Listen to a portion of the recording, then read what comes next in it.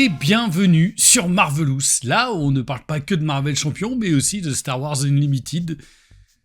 Et il n'y a toujours pas Blackie. Pourquoi il n'y a toujours pas Blackie ? Eh ben, je vais vous dire, parce que ce soir, nous sommes le 12 février, et Blackie a craqué. Il est allé voir Captain America A Brave New World. N'y allez pas. Moi, je l'ai fait, j'ai commis cette immondice. J'ai commis cet acte presque pénalement répréhensible, soyons clairs. Mais beaucoup moins répréhensible que tous les mecs qui ont fait le film. Voilà, c'était une petite critique rapidos, comme ça. D'ailleurs, parlant de critique, je continue de faire de la pub sur plein d'autres choses. J'ai créé un podcast avec 3 copains qui s'appelle « Dans un état critique ». Eh ben ouais, dans un état critique. C'est magnifique, non ? C'est un jeu de mots sur la critique de cinéma. On parle des films qu'on a vus durant le mois et tout ça. Alors c'est disponible sur Spotify, Deezer, Apple Podcast et tout. Bon voilà. Donc si jamais vous voulez entendre parler de cinéma par 4 garçons dans le vent, voilà, qui adorent parler de films et qui donnent leur avis sur des Marveleries, des Star Wars sur n'importe quel truc en oui, enfin plein de films, tout ça, et ben venez nous rejoindre aussi sur Dans un état critique. Voilà, vous tapez sur votre petit téléphone portatif, je cherche Dans un état critique, et vous tomberez sur nous. Non, mais franchement, c'est hyper intéressant. Cette intro n'était pas du tout prévue comme ça, puisqu'aujourd'hui, finalement, je voulais vous parler des quelques derniers... Enfin, il y en aura encore au moment où vous verrez cette vidéo. Quand cette vidéo sortira, on sera, je crois, plus qu'à 2 semaines de la sortie de la nouvelle extension, donc le passage en vitesse lumière. J'ai déjà fait une première vidéo. Alors, je refais encore un petit disclaimer.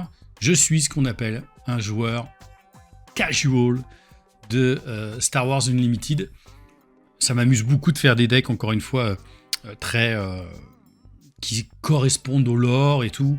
Je suis absolument pas compétitif, je ne fais vraiment aucune compétition. Ça va m'amuser de faire des AP, ce qu'on appelle donc des avant-premières, où là, tu vas avoir quelques boosters, tu vas construire ton petit deck comme ça, affronter les gens. C'est sympa. D'ailleurs, je crois qu'il y a 3 AP qui sont prévus au Troll Savant les 7, 8 et 9 mars. Regardez sur le Eventbrite, où vous cherchez le Troll Savant, c'est pareil. Peut-être que tout ça sera mis dans la description sous la vidéo. Et puis, voilà, vous pourrez, si vous êtes dans le coin, venir découvrir les nouvelles cartes, les nouveaux boosters qui seront sortis. Nous, on va s'intéresser à quelques cartes que j'aime bien, que j'ai regardées un petit peu rapidement comme ça. Alors, la dernière fois, je crois que quand on avait commencé à regarder, je vous avais un peu parlé d'une chose ou deux qui me plaisait. Bon, le Grand Admiral Throne.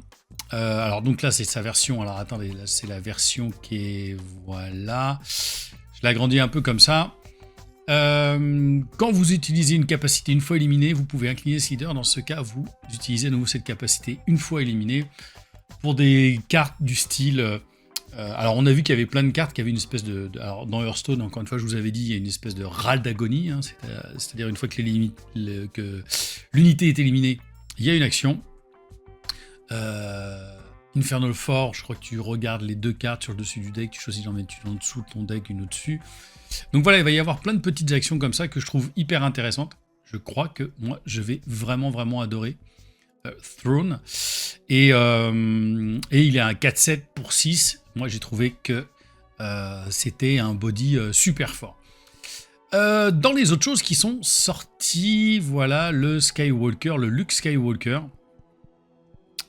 qui est sorti récemment, je crois, si je dis pas de bêtises. En action, si vous avez attaqué avec une unité chasseur à cette phase, vous infligez 1 dégât à une unité.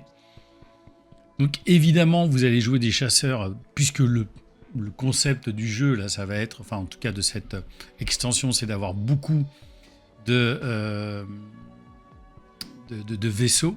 Et vous savez que maintenant dans cette extension, les personnages, on va pouvoir les mettre, soit les déployer tels quels, soit les mettre en tant que pilote. Voilà, quand on peut le voir ici.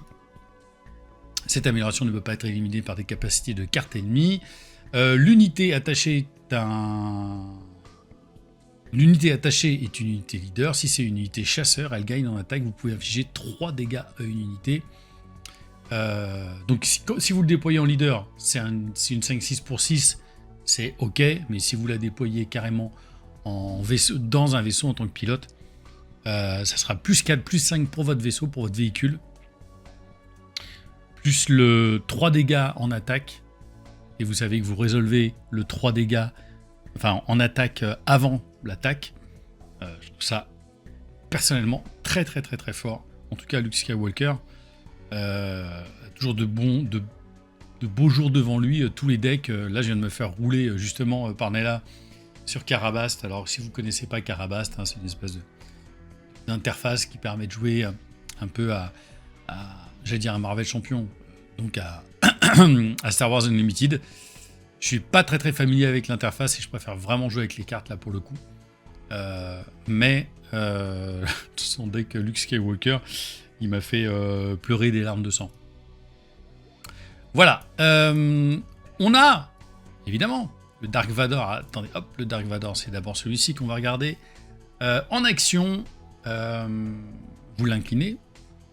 Si vous avez attaqué avec une unité véhicule non jeton à cette phase, vous créez un chasseur taille. Alors les chasseurs taille, c'est une unité, c'est un jeton pour le coup.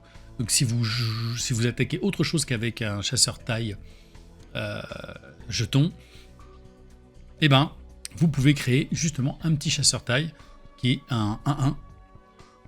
Donc c'est toujours sympa d'avoir des de toute façon un petit peu de board, même des 1-1 qui permettent de pinguer par exemple des boucliers, c'est toujours hyper intéressant. Et une fois qu'il est déployé, donc s'il est déployé en normal, c'est une 5-6 pour 6. Il est à combien, Luc? C'est pareil, 5-6 pour 6. Et une fois qu'il est déployé dans un vaisseau, une fois déployé en tant qu'amélioration, vous créez deux jetons chasseur taille. Et il a plus 5, plus 5. Donc c'est fat. Ça va être hyper intéressant quand même. Au début, je n'étais pas sûr. Je me dis que ça va être hyper intéressant d'avoir quand même, de déployer, de mettre toutes ces améliorations comme ça, dans des vaisseaux au niveau encore lore de l'ensemble du jeu. Je trouve ça vraiment, vraiment, vraiment super.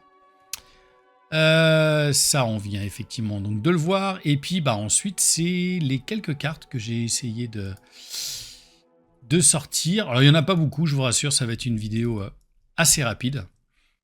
Alors, on a ça qui est hyper fort. Alors, évidemment, c'est une carte légendaire. Et c'est pour ça que c'est aussi donc très fort. Pour 7, la salle de turbo laser. On choisit une arène. Une unité spatiale amie inflige des dégâts égaux à sa puissance à chaque unité ennemie dans cette arène. Et on sait, on l'a vu dans la précédente vidéo, il y a des mastodontes. En plus, quand on est en vert, on essaie de ramper au maximum. Ça, moi, j'adore. Le côté un peu rampe. Donc, il y a matière, évidemment, à faire du gros dégâts. Si vous avez vraiment une grosse machine. Ça me rappelle un peu cette carte, comment s'appelle-t-elle? J'ai pas les noms. La carte à 5 qui te donne plus 2 à une unité, et puis tu infliges ça à un nombre d'unités que tu veux. C'est costaud. Alors, c'est 7, mais tu vas pas jouer au tour 7 parce que tu vas attendre de poser une espèce d'Avenger, de Devastator ou un truc comme ça. Et si après ton vaisseau il est encore là, bon, voilà, tu balances ça, a priori tu nettoies. En plus, tu choisis l'arène. Voilà, tu peux pas en mettre et au ground, et en terrestre et en spatial. Mais par exemple, tu peux carrément déblayer le terrestre. Pourquoi pas? Ça peut être vachement intéressant. Je comprends le côté légendaire de cette carte. Une autre légendaire. Pour 9. Vous voyez, si vous jouez vert et rouge, Tu joues celle-là, et puis après, bon, tu fais des gros dégâts. Donc pour 9, une 8-9 pour 9. Donc il y a un body de légende à la débordement, c'est-à-dire qu'une fois que vous avez dépassé la somme des dégâts infligés à une unité, ça va directement dans la base. Une fois joué et une fois éliminé, choisissez un joueur, il défausse une carte de sa main, puis s'il n'a plus de cartes en main, s'il a plus de cartes en main que vous, il défausse une carte de sa main. Ça c'est chiant. Donc tu la joues. Tu as 3 cartes en main, imaginons. Pour 9. C'est pas déconnant. Enfin, ça dépend si tu as un gros moteur de pioche. Tu choisis le joueur. Le mec, il a peut-être 4 cartes. Tu lui en fais défausser une. Et s'il a plus de cartes en main que toi, donc dans quel cas il en aurait 3, tu peux jusqu'à faire défausser un mec 2 fois, a priori. C'est ça le but. Tu fais défausser 2 fois le gars, au moins une fois, et au mieux 2 fois. Et en plus, une fois éliminé, quoi. Donc dans un monde idéal, tu fais défausser 4 fois, si t'as pas une main costaud. Alors, ce que j'en pense, et je me dis... dans ces decks un peu défausse, c'est une carte qui arrivera beaucoup trop tard. Et puis les decks un peu défausse, c'est plutôt Kylo Ren. On est plutôt chez les méchants. Donc, faut voir. Je suis pas entièrement convaincu, pour tout vous dire. Peut-être que c'est bien. Enfin, ça a l'air bien comme ça sur le paplard. Faudra de nouveau, comme d'habitude, voir dans le jeu. On a... alors, je sais plus pourquoi j'ai sorti cette carte. Alors, déjà, c'est une 3-3 pour 2. Oui, voilà, je trouvais le body très très intéressant. Donc, elle est pègre aussi. Il y a les gros decks pègres qui fonctionnent bien, que j'aime vraiment moi beaucoup. Cette unité ne se redresse pas pendant la phase de regroupement, sauf si sa puissance est de 4 ou plus. Voilà, c'est ça. Celle-ci, tu l'améliores. Donc, typiquement, c'est le genre de carte qui est quand même assez costaud, parce qu'une pour 2, une 3-3, il y a un body qui est pas dégueulasse. Et donc, effectivement, si tu lui mets ton leader à l'intérieur, cette carte, au moment du regroupement, évidemment, elle va pouvoir se redresser. Je pense que dans tout ce qui va être deck aggro, ça... enfin plus ou moins aggro légèrement mid-range, je pense que ça peut faire des grosses sorties. Tu le poses au premier tour, ok, le mec la gère pas parce que quand même 3 de body c'est pas mal. Si tu arrives à la protéger jusqu'à... Alors je sais plus si on a des leaders qui sortent hyper rapidement. Lui, il est à 5. Alors, attends, parce que là, déjà, j'ai pas mis le filtre. Je regarde en même temps. Vous me pardonnerez. C'est pas le format, c'est le 7. Voilà, c'est ici. Passage en vitesse lumière. Si t'as... Alors, Asajj Ventress, ça sort à 6. Ouais, tout ça, ça sort un petit peu à 7. Ça sort à 6. Ouais, lui, il sort à 5. Boba Fett, pareil à 5. Alors, il y a le Capitaine Phasma. Ah bah tiens, je l'ai pas... je vous l'ai pas sorti. Lui, il est à 5 aussi. 5. Ah bah, regardons le Capitaine Phasma pendant que j'y suis.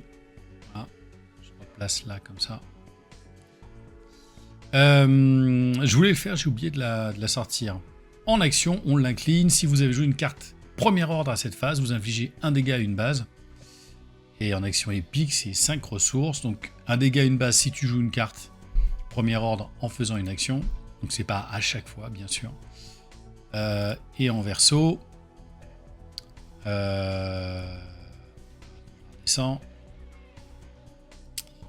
Ah oui, elle rentre pas dans un vaisseau. Elle n'a pas pilote. C'est quand même important à... Tous les leaders ne seront pas pilotes, hein. Une 4-6 pour 5, ce qui est quand même pas mal. Et en attaque, si vous avez joué une autre carte premier ordre à cette phase, vous pouvez infliger un dégât à une unité. Dans ce cas, infliger un dégât à une base. Ok. C'est ok. Je trouve ça bien. C'est fort. Enfin, c'est fort. Je pense que ça peut être fort. Non ?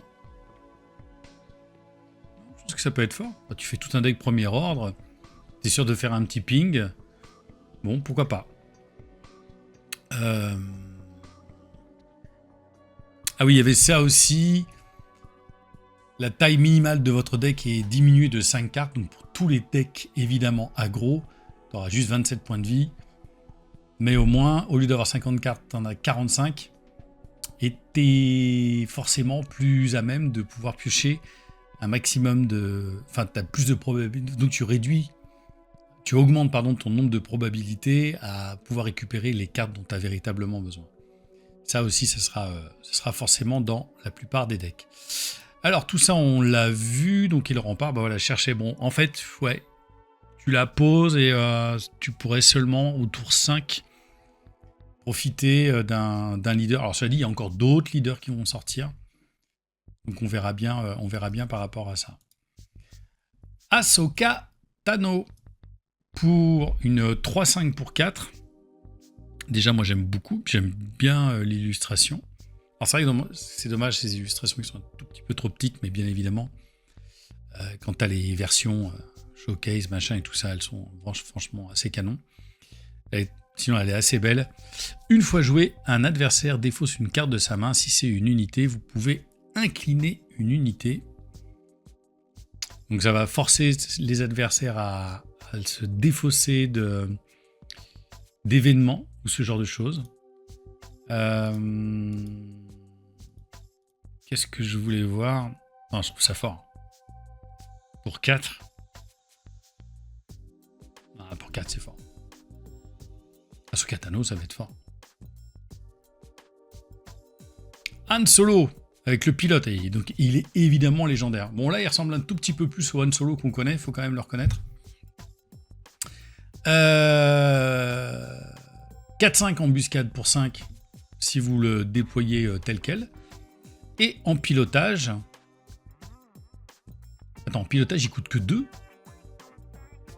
Enfin, je veux dire, en... Ah oui, c'est ça, non, en pilotage, il coûte que 2.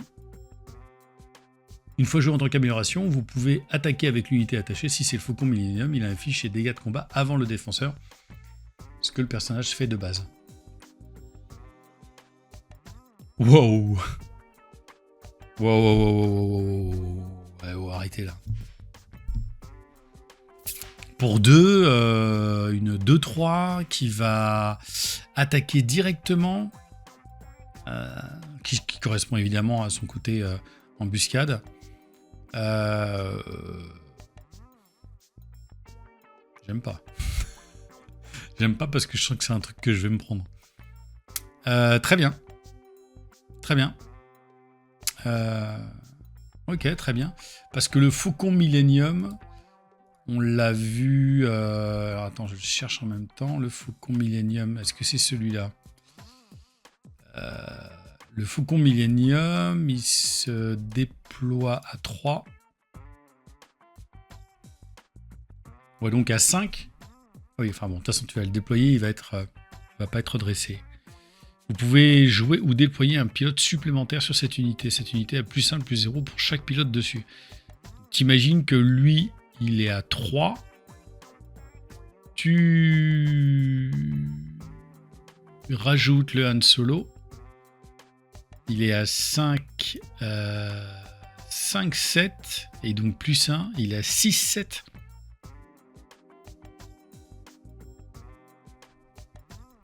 Au 4e tour, sachant que tu vas poser celui-ci au 3e tour, enfin au 2e tour plus exactement, puisque tu auras 3 ressources. Et au 3e tour, si tu as Han Solo, ça me paraît pété.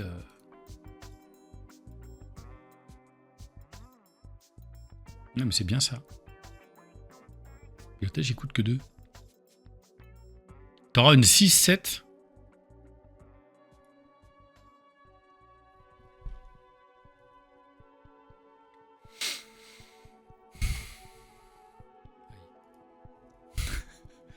Voilà ce que j'en pense. Ok. Capitaine Phasma. Une 5-6 pour 5. C'est la même que le leader. Une fois joué et en attaque, vous pouvez donner +2/+2 à une autre unité premier ordre à cette phase. Alors j'ai pas fait gaffe aux autres unités premier ordre. Si je fais en filtre, c'est pas en affinité. Trait.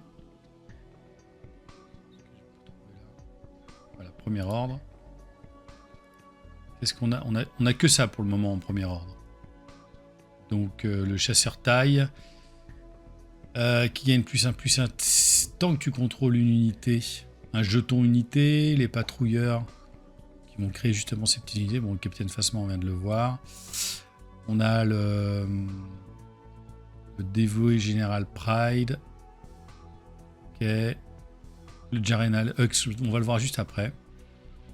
Donc effectivement, si tu as ça... Non, c'est fort. Non, c'est bien. C'est qu'une une commune. Ah, je trouve ça bien. Ok. Vert en plus, moi je kiffe. Snap Wexley. Une 2-5 gros body pour 3. Une fois joué en tant qu'unité et en attaque, la prochaine carte résistance que vous jouez à cette phase coûte 1 de moins. C'est déjà bien. Et en pilotage, elle ne coûte que 2. Et quand tu la joues en tant qu'amélioration, donc en tant que pilotage, tu cherches une carte résistance parmi les 5 du dessus de ton deck, tu la révèles et tu la pioches, c'est super fort. Ces deux actions sont vachement bien. Ah ouais, carrément. Donc là, en plus, c'est vraiment la carte versatile par excellence. Très très bien. C'est très fort. Enfin, perso, de base, là, comme ça, je trouve ça très fort. On a le Radius pour 7. Ouf, 8-6. Elle gagne Sentinelle tant que vous contrôlez une autre carte résistance. Donc ça force effectivement de créer des decks un peu résistance, comme des decks premier ordre.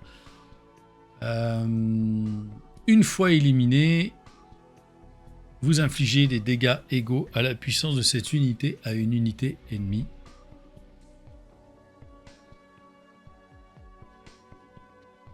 C'est ok.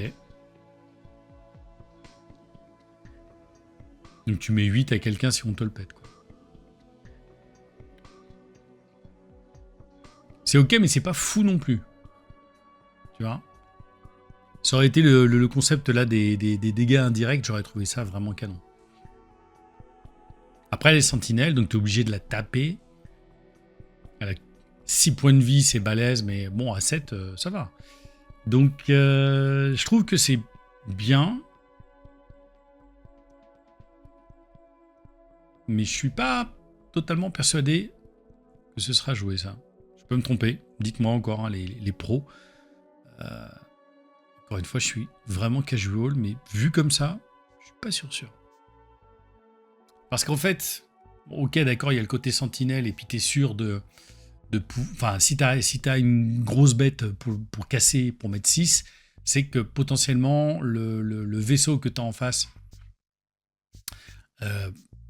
pour tuer cette carte, elle a forcément aussi un gros body, elle va rentrer dedans. Après, tu vas péter à une autre unité ennemie. Cela dit, c'est une autre unité ennemie.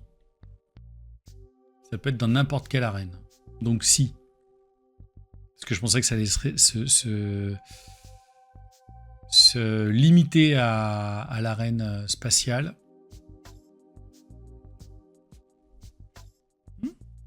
Bon, c'est ok. Un petit Stormtrooper du premier ordre. Bon, ça de toute façon c'est commun. Mais on voit qu'avec le Throne, ce sera intéressant. Hein, c'est une 2-1 pour 1. C'est une première ordre. On l'a vu aussi pour Phasma.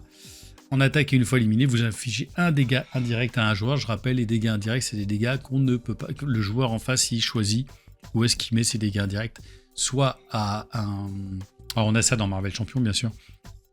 Soit à une unité, soit à sa base directement. Ça, dans tous les decks rouges, je pense que ce sera obligatoirement dedans, bien sûr. Je crois qu'on a que 3 ou 4 cartes encore à voir. Le dévoué général Pride, on a vu un tout petit peu tout à l'heure. Donc pareil, c'est une première ordre. Une 2-3 pour 2. Quand des dégâts indirects sont infligés à une unité, vous pouvez éliminer une amélioration non unique qui est sur elle. Et en attaque, si vous avez l'initiative, vous infligez 2 dégâts indirects à un joueur. Intéressant. Intéressant. Parce qu'il va forcément y avoir des améliorations uniques et des améliorations donc non uniques. Mais j'aime bien l'idée d'avoir surtout un personnage, encore une fois, j'aime bien ses côtés un petit peu versatiles, avec la possibilité de faire des choses un chouïa différentes.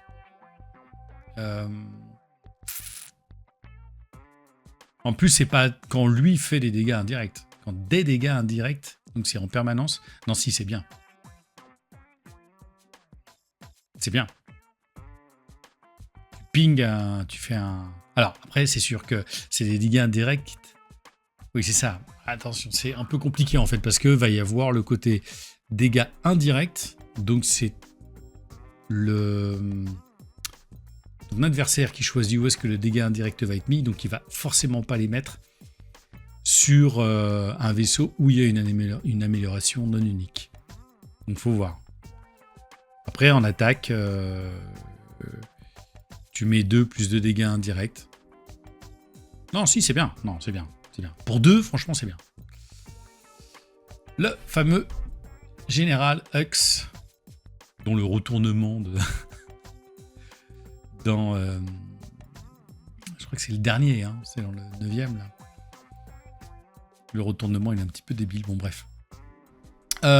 C'est une 1-4 pour 2, premier ordre, donc, et officiel. Chaque autre unité, premier ordre, ami, gagne raid 1. Et en action, si tu l'inclines... Si vous avez joué une carte premier ordre à cette phase, vous piochez une carte. Si vous avez joué une carte premier ordre à cette phase, vous piochez une carte. C'est très très bien. Moi j'aime bien. Un moteur de pioche, quand t'es rouge, t'as envie. Donc ça c'est super cool. C'est très cool. Tu t'en fous d'attaquer avec, donc tu l'inclines. Elle a 4 de points de vie, à 2, elle va tenir largement un tour ou 2. Évidemment, il faut jouer une carte premier ordre, mais de toute façon, tu fais un deck premier ordre. Ah, j'aime bien l'idée. Ça me plaît. Ok, ça me plaît. Je crois qu'on a encore 3 cartes à voir. Pour 5, on a une 4-5 pour 5 Corvus. Récupération 2, vous soignez 2 dégâts de votre base quand vous attaquez. Et une fois joué, vous pouvez attacher une unité ou une amélioration pilote ami à cette unité. Éliminer toutes les améliorations qui seraient sur ce pilote et retirer lui tous ses dégâts. Une fois joué, tu peux attacher une unité ou une amélioration pilote à cette unité. C'est-à-dire, c'est pas très clair pour moi. Dites-moi en commentaire si vous comprenez. En fait, moi ce que je comprends, c'est que dès que tu la joues, tu vas attacher une unité ou une amélioration pilote ami. C'est-à-dire que ce pilote doit être déjà en jeu. Parce que sinon, il faut que tu la joues. Et que tu payes son coût. Donc ça veut dire que tu mets par exemple, je sais pas moi, pas Han Solo puisque c'est... bref, tu mets un des pilotes là... je sais plus lequel que j'avais vu. Alors, attends, je vais enlever ce filtre là. Passage en vitesse lumière. Et entrée, j'avais pilote.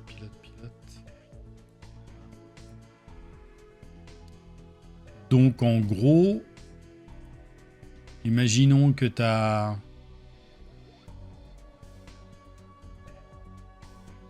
Aiden Versio, pardon, en jeu. mais elle est en jeu en tant qu'unité, en 4-3, protégée. D'accord?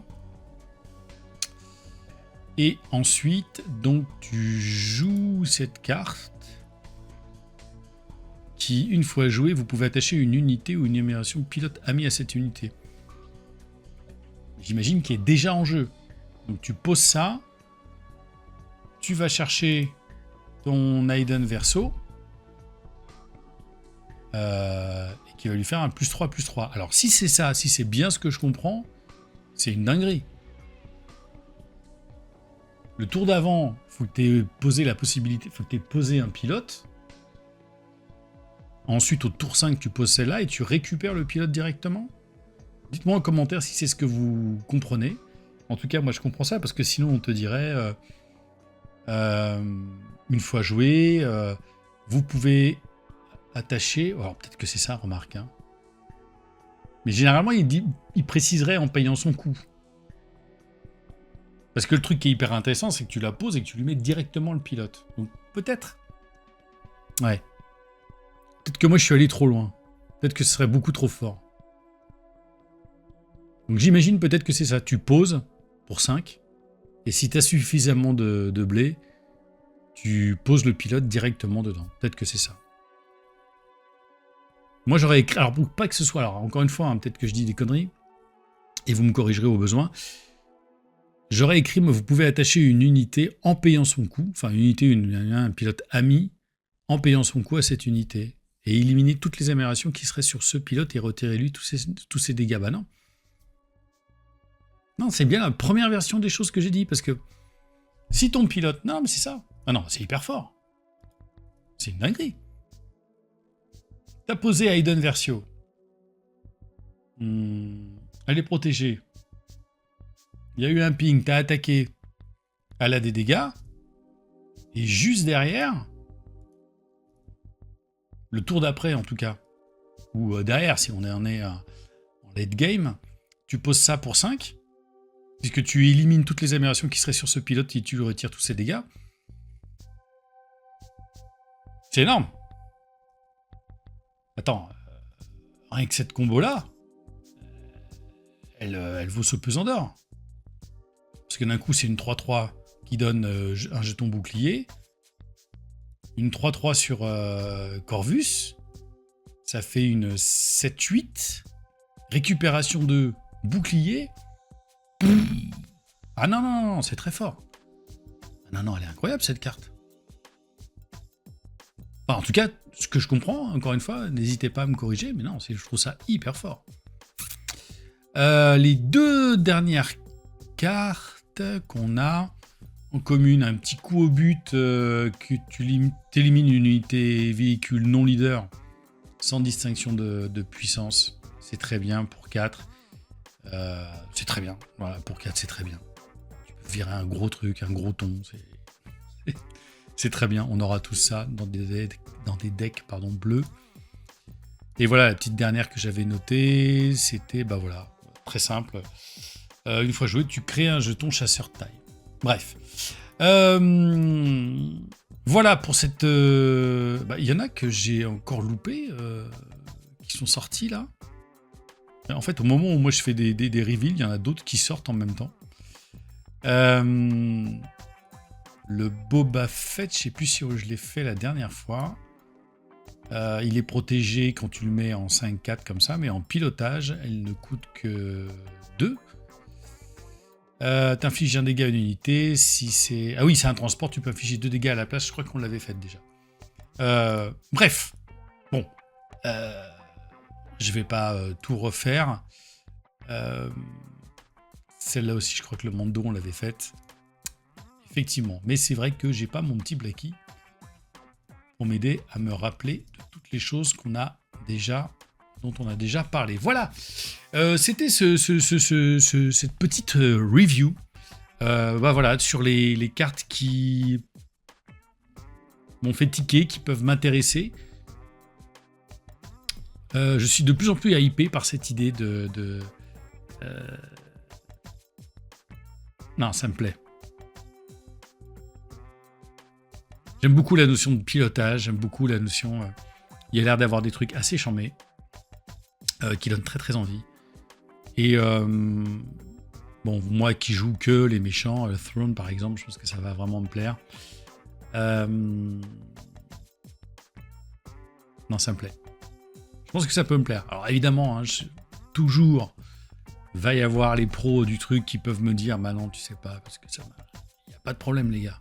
Allez-y, faites-nous part de votre connaissance, de votre grand savoir. C'est avec plaisir qu'on vous reçoit ici et qu'on vous donne la parole dans les commentaires. Voilà. Ça sera sûrement la dernière vidéo de Star Wars Unlimited pour ce nouveau set qui arrive donc début mars. Voilà, nous on se retrouve tout bientôt pour une autre vidéo. D'ici là, ciao.